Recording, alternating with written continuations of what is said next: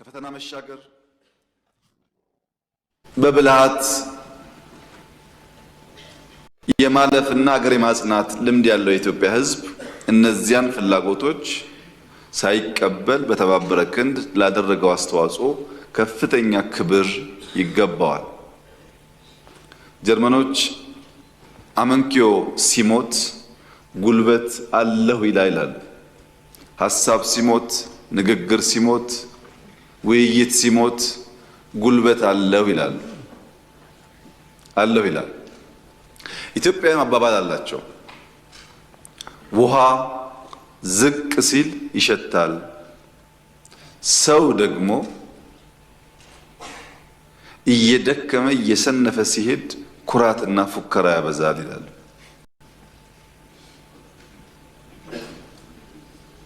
በዘንድሮ ምርጫ ማድረግ አትችሉም፣ አይሳካም የሚለው ሐሳብ የብዙ ኃይሎች ፍላጎት ቢሆንም ኢትዮጵያውያን በአንድ ድምፅ ጽንፈኝነት አንፈልግም፣ ባንዳነት አንፈልግም፣ ዘረኝነት አንፈልግም። እኛ ኢትዮጵያውያን ተባብረን የጋራ ሀገር ማጽናት ማበልጸግ ነው ምኞታችን የሚለውን በአንድ ድምፅ አስተጋብተዋል። ለዚህም ነው ህዝቡን አናቀውም የምንለው።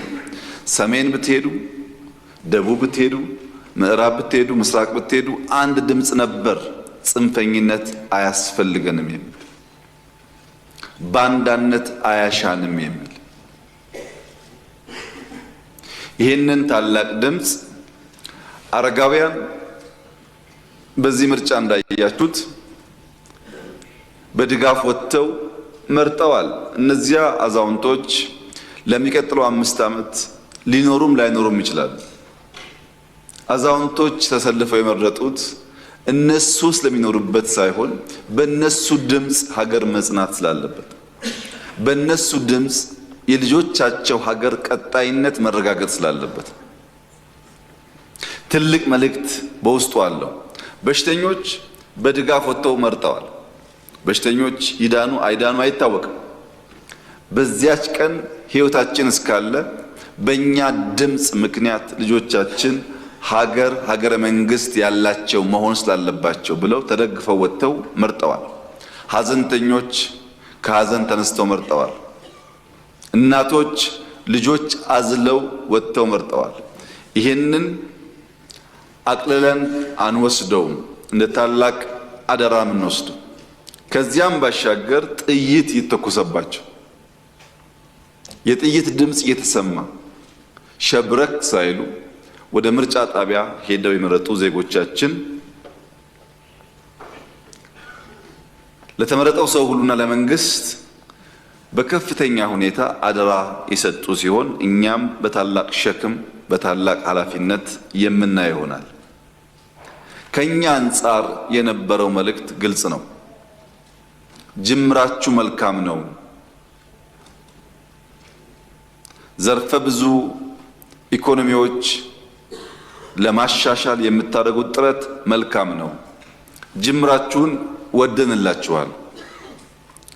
ስርዓታዊ ሌብነት መጥፋቱን እንደግፋለን። አሁንም ግን በውስጣችሁ ሌቦች ስላሉ በተቻለ መጠን ሌብነትን አጥርታችሁ ሰርቪስ አሻሽላችሁ ትልሞቻችሁን በተሟላ መንገድ አሳክታችሁ የጸናች የበለጸገች ኢትዮጵያን ለልጆቻችሁ ለማስረከብ የእናንተን ድርሻ አንድ ጡብ ማስቀመጥ ትችላላችሁ በሚል ተስፋ ነው የኢትዮጵያ ሕዝብ የመረጠን። ባዶ ቼክን የሰጠን።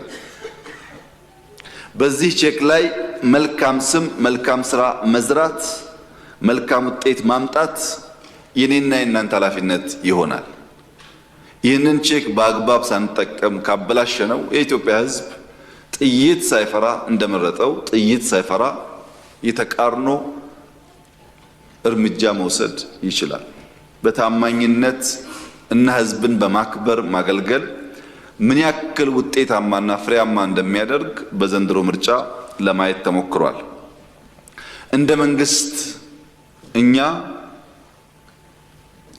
በኢትዮጵያ ሕዝብ የምርጫ ታሪክ፣ በአፍሪካ የምርጫ ታሪክ ምናልባት ዲሞክራሲ ከኛ ወዲያ የሚሉ ሀገራትም ቢሆኑ አድርገው በማያውቁት ልክ የብልጽግና ፓርቲ ከ6 ወራት በፊት ይህንን ምርጫ በሚመለከት በነበረን ውይይት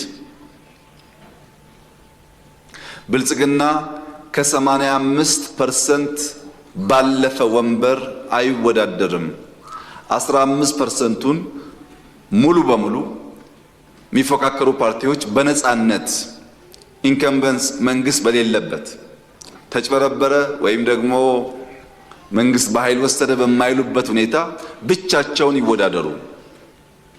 እኛ ከነሱ ጋር በ85ቱ እንወዳደራለን።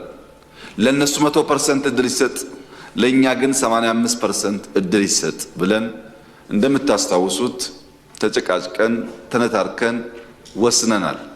የብልጽግና አባላት ያኔ የጎረበጠ ቢመስላችሁ ሐሳቡ ዛሬ ላይ ውጤቱ እንደምታዩት ለዲሞክራሲ ቀናይነት በካቢኔ ማስገባት ብቻ ሳይሆን በፓርላማ 15% አልወዳደርም የሚል ገዢ ፓርቲ በድፍን አፍሪካ መኖሩን እጠራጠራለሁ። በእኛ ሁኔታ ታይቶ አይታወቅም። ለምን? ብዙ ድምጾች እንዲገቡ ፍላጎት ነበር። ብዙ ድምጾች እንዲሳተፉ ፍላጎት ነበር። ያን የኢትዮጵያ ሕዝብ ተገንዝቦ ከወትሮ በተለየ መንገድ በርከት ያሉ ፓርቲዎች በክልልና በፌዴራል ፓርላማ ተሳታፊ መሆን ችለዋል። ምናልባት ማለፍ ሲገባቸው የቀሩ ግለሰቦች ሊኖሩ ይችላሉ።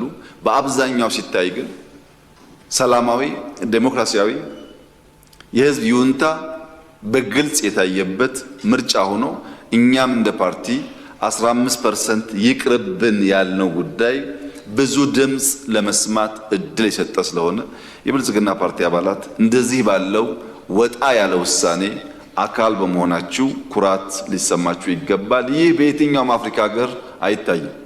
ይሄ ብቻ አይደለም። በሚቀጥለው የኢንክሉሲቭ ናሽናል ዲያሎግ ውስጥ ብልጽግና አጀንዳዬ ካላቸው ጉዳዮች አንዱ በስልጣን ላይ ያለ መንግስት ማክሲመም 2 ተርም ብቻ መቆየት አለበት የሚል አጀንዳ ብልጽግና ይዞ የቀረበውንም በአፍሪካ ደረጃ ህገ መንግስት አሻሽለው እድሜ ሲያራዝሙ እንጂ ያልተገደበ እድሜ ኖሯቸው እድሜ ሲገድቡ ሰምተን አናቅም። ይህ ታላቅ እርምጃ ነው። ለሀገር የሚጣል ጡብ ነው፣ መሰረት ነው። አሁን ባለው ስሜት በተሟላ መንገድ መገንዘብ ብንቸገርም ውለን ስናድር ለልጆቻችን አስተማማኝ መሰረት የሚጥል ስለሆነ በዚህም ኩራት ሊሰማችሁ ይገባል ብዬ አስባለሁ። በአጠቃላይ ምርጫው አስተምሮን የህዝባችንን ጥልቅ አሳቢነትና ሰላም ፈላጊነት አሳይቶን ያለፈ ስለሆነ እኛ በዚያ ልክ መገለጥ እንድንችል ፈጣሪ ይርዳን ብቻ ነው ማለት የምችለው። ሰላምን በሚመለከት ለተነሱ ሐሳቦች ከሞላ ጎደል በጥያቄም በአስተያየትም የተነሳው ሐሳብ ገንቢ ነው ብዬ ነው የምወስደው። በኢትዮጵያ እንደምታውቁት ብዙ ታፍነው የኖሩ ጉዳዮች አሉ።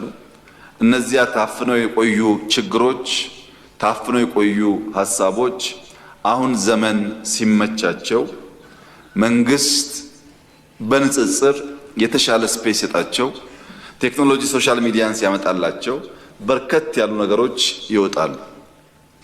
እነዛም በትዕግስት ለተወሰነ ጊዜም ቢሆን ማስተናገድ በዘላቂነት